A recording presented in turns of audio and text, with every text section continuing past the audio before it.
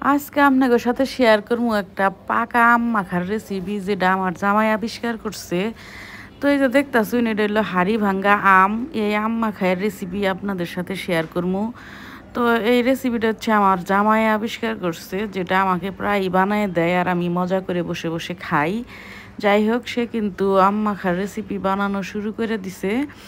এই যে দেখতেছুন, টুকরা টুকরা করে আগে কাইটা নিছে, তারপরে হচ্ছে আপনার সুন্দর করে এটারে মাখানি বানাবো। সেই পর্যন্ত একটু অপেক্ষা করুন, পুরো ভিডিওটা দেখতে থাকুন। আর এই যে দেখুন, আমারে কিন্তু আম অলরেডি মাখাইয়া দিছে। এত মজা হয়েছে, এত মজা হয়েছে। আমার বেশি খিদা লাগছিল দেখে আমার জামাই আমারে আগেই মাখাইয়া দিছে। তো আমি বয়ে বয়ে খাইতাছি আর আমার জামাইয়ের আম মাখার ভিডিওটা করতাছি। জামাইরে কইলাম, তুমি বানাও, আমি ভিডিও করি। তোমার এই আম মাখার রেসিপিটা এত মজা হয়, এত মজা হয়, আমি আমার ভিউয়ার্সদের সাথে শেয়ার করি। তো এত মজা করে খাইয়া নিজের পেটটারে ঠান্ডা কইরা তারপরে এই যে দেখুন আমার জামাই বানাইতেছে, এইটা আমি ভিডিও কইরা কইরা রাইখা দিতেছি আপনাদের জন্য। যাই হোক, লাল কাঁচামরিচটা দেখতেছুন পুরাই একটা লাভ দিয়া গেল গা।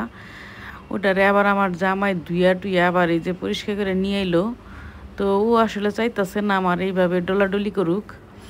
ও আসলে ডলাডলি খুব বেশি পছন্দ করলো না, সেই জন্যই লাভ দিছিল। কিন্তু উপায় নাই, আমার জামাইয়ের হাতে চাপ চুপ খাইয়া ও এখন চাপটা ভর্তা হয়ে যাইতেছে। যাই হোক, খুবই মজা লাগে, খুবই মজা লাগে। জীবনে একবার হইলেও আপনারা এই আম মাখা রেসিপিটা করে খাবেন, তারপরে বুঝবেন এটা কত মজা।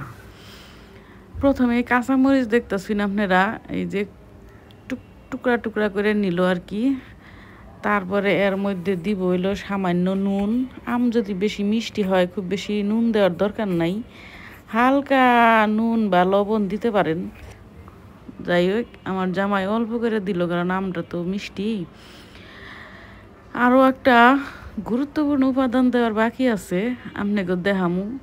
সেই উপাদানটা না দিলে এটা স্বাদ হবো না। এই যে দেখুন, এটা হলো কাসুন্দি। এই কাসুন্দি না দিলে এই আম মাখার মজাটা কিন্তু পাবেন না। পাকা আম মাখার মজা একরকম, কাঁচা আম মাখার মজা কিন্তু আরেক রকম। তাই দুইভাবেই খাইয়া দেখবেন, দুইটাই অনেক মজা হয়।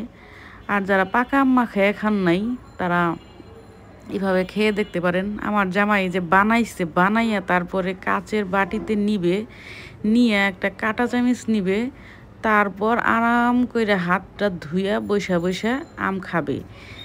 হাত নোংরা অবস্থায় কখনোই খাবে না, হাত পরিষ্কার কইরা আইসা তারপরে এখন আয়েশ কইরা এই আম মাখাটা সে বসে বসে খাবে।